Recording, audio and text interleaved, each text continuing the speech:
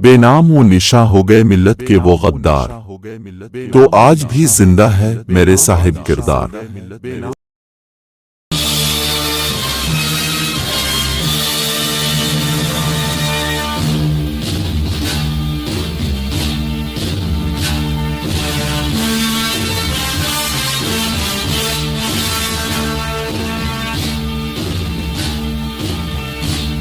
अब तक इस्लाम का सिपाही बनाकर उसे आहनी असाब बख्श दे के तमाम ताकतों का सरचश्मा तेरी ही ज़ात लिमज़ल है। मासूम तो बड़ी हैरत से कभी अपने बाप के बहते हुए आंसुओं को देखता और कभी ज़ायरीन के इस हुजूम को जो हज़रत मस्तान की बारगाह जलाल में अकीदत के फूल नज़र करने के। अब आगे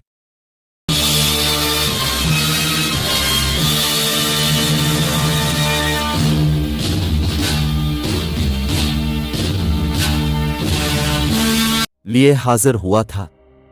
दुआ के बाद हैदर अली ने हज़रत टीपू मस्तान की दरगाह के मुजाविर को कुछ तहाइफ पेश किए और मज़ार के गिर्द जमा हो जाने वाले ज़रूरतमंदों में नकद रकम तकसीम की। फिर वो सरंगा पटम लूट आया। हैदर अली के ख़ानदान वाले इसे बचपन में मनहूस कहकर पुकारते थे, क्योंकि जब वो 5 साल का था तो इसका बाप शेख फ़तह मोहम्मद मैदान जंग में मारा गया था, और इसी वाक़े को बुनियाद बनाकर लोगों ने हैदर अली की किस्मत से नहुसत को वाबस्ता कर दिया था। फिर शेख फ़तह मोहम्मद के कत्ल के बाद भी जब आफात व मसाइब का सिलसिला जारी रहा तो बड़े तहकीर आमेज़ अंदाज में ये पेश गोई की गई कि फ़तह मोहम्मद का घराना हमेशा के लिए ज़िल्लत व बर्बादी के अंधेरों में डूब गया। कुछ कहने वालों की ज़बानें यहाँ तक दराज हो गईं कि अब फ़तह मोहम्मद के बेटे और मीर अकबर अली खान के नवासे या तो दर दर की खाक छानते हुए भीख मांगेंगे या फिर किसी जागीरदार की मुलाजमत इख्तियार करके गुलामाना जिंदगी बसर करेंगे।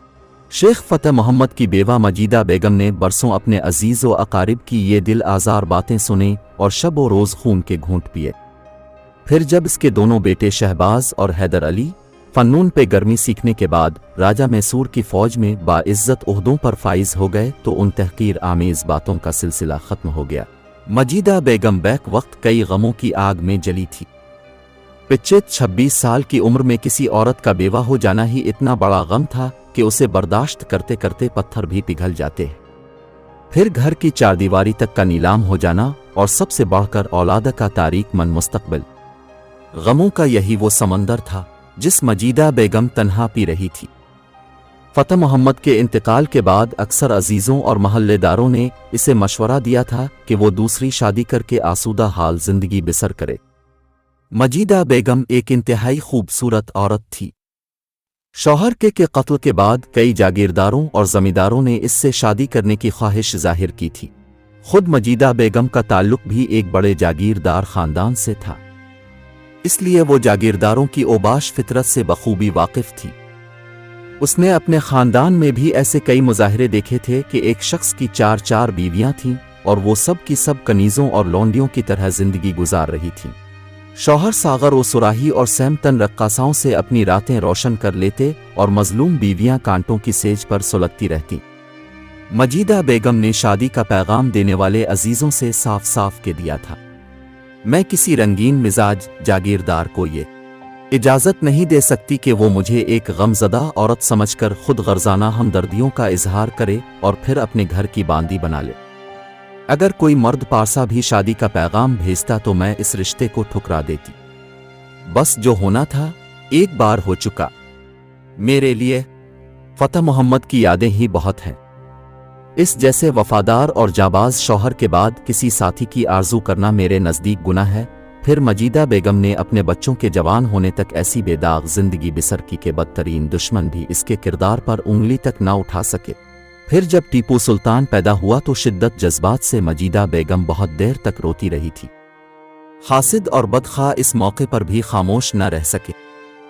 कहने वालों ने बड़े जारहाना अंदाज में कहा, हैदर अली पैदा हुआ तो शेख फ़तह मोहम्मद कलील हो गया, और अब टीपू पैदा हुआ है तो हम सलीम के हाले अजियत और रब के साथ होनों की बातें सुने और पर 2 रोज़ और शब एक ही दुआ मांगने लगी, ये हमेशा कायम रहने वाले मेरे शौहर की नस्ल को बेनाम व निशान न करना। मजीदा बेगम की दुआएं जारी रहें और हासिदों का गिरोह इस बात का इंतज़ार करता रहा कि कब शेख फ़तह मोहम्मद के घर पर कोई मुसीबत नाजिल हो और टीपू सुल्तान भी दुनिया वालों की नज़र में एक मनहूस बच्चा करार पाए। करकाट में हजरत टीपू मस्तान के मज़ार पर हाजिरी देने के बाद जैसे ही हैदर अली सरंगापटम वापस आया, एक खूनी मरका इसका इंतज़ार कर रहा था।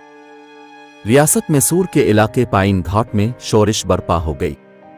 बागियों का इस कदर जोर था कि रियासत की सलामती को खतरा पैदा हो गया था। मजबूरना वजीर आजम नंदुराज हैदर अली को अपने हमरा लेकर सरंगापटम से बाहर निकला।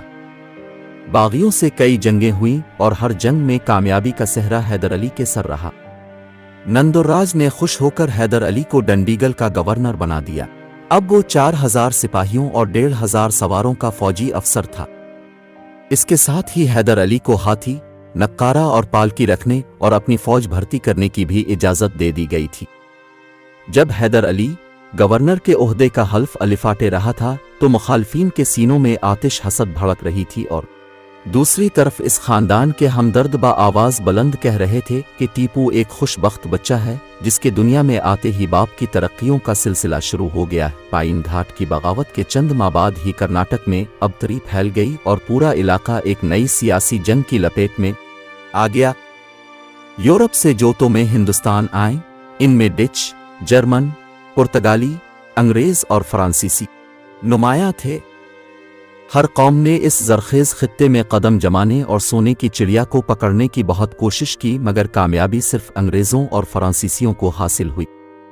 इन दोनों कौमों की सियासत का तकरीबन एक ही अंदाज था कि हिंदुस्तान की खाना जंगियों से फ़ायदा उठाते हुए राजाओं और नवाबों को एक दूसरे से लड़ाया जाए।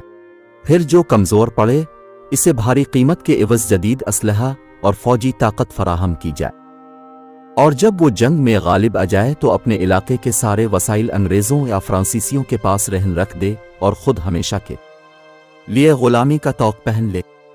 हिंदुस्तान के खुद गरज और आक़िबत ना अंदेश हुक्मरां उन बाजी गिरों के इशारों पर रक़्स कर रहे थे और ये सफ़ेद केकड़े आहिस्ता आहिस्ता सूना उगलने वाली ज़मीन पर अपनी गिरफ्त मजबूत करते जा रहे थे।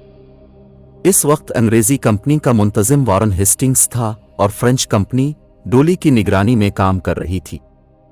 फ्रांसीसियों ने अपनी तमाम तर तवज्जो जनूबी हिंदुस्तान पर मरकूज़ कर दी थी, लेकिन अंग्रेज़ बंगाल, बम्बे, जनूबी हिंद गरज हर तरफ रेशा दवानियों में मसरूफ़ थे और नगज़ेब आलमगीर के तमाम जानिशीन इंतहाई नाअहल साबित हुए और अजीम मुग़लिया सल्तनत बहुत तेज़ रफ्तारी से अपने ज़वाल का सफ़र तय करने लगी। जब दूसरे ताले आज़माओं को दहली पर मर्द बीमार का गुमान होने लगा तो मरहटों और निज़ाम अल मालिक अव्वल वाली हैदराबाद दक्कन ने शहनशाहियत के ख्वाब देखने शुरू कर दिए।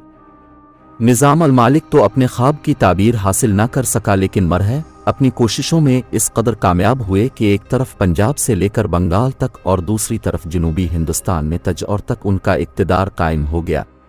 इसके बरक्स निज़ाम अल मालिक के इक़्तिदार का दायरा सिर्फ हैदराबाद और उसके मुज़ाफ़ात तक सिमट कर रह गया था। अगर अहमद शाह अब्दाली पानीपत के मैदान में मरहटों की किस्मत का फैसला न कर देता तो बहुत मुमकिन था कि शिवाजी की कौम पूरे हिंदुस्तान पर अपना परचम लहरा देती। जनूबी हिंदुस्तान सूबा कर्नाटक में नवाबीन अरकाट शाहान मुगलिया की नियाबत कर रहे थे।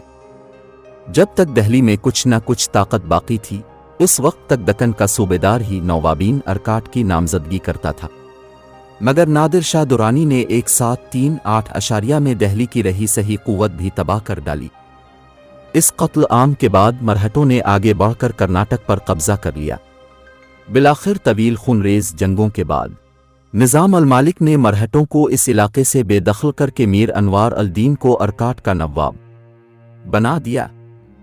1743 अशारिया तक अरकाट पर नवाब सादत अल्लाह खान का खानदान हुकूमत करता था। इस खानदान का आखिरी नवाब मोहम्मद सईद खान था, जो 1740 अशारिया में तख्त नशीन हुआ और 1743 अशारिया में अरकाट की हुकूमत से महरूम हो गया। मोहम्मद सईद खान एक कम उम्र लड़का था जिसे इसके खानदान वाले नापसंद करते थे। अगर हमारा वीडियो आपको पसंद आया है तो आप हमारे चैनल को सब्सक्राइब कीजिए और बेल का आइकन को दबाइए। हमारा वीडियो आप तक जल्द से जल्द पहुंचे।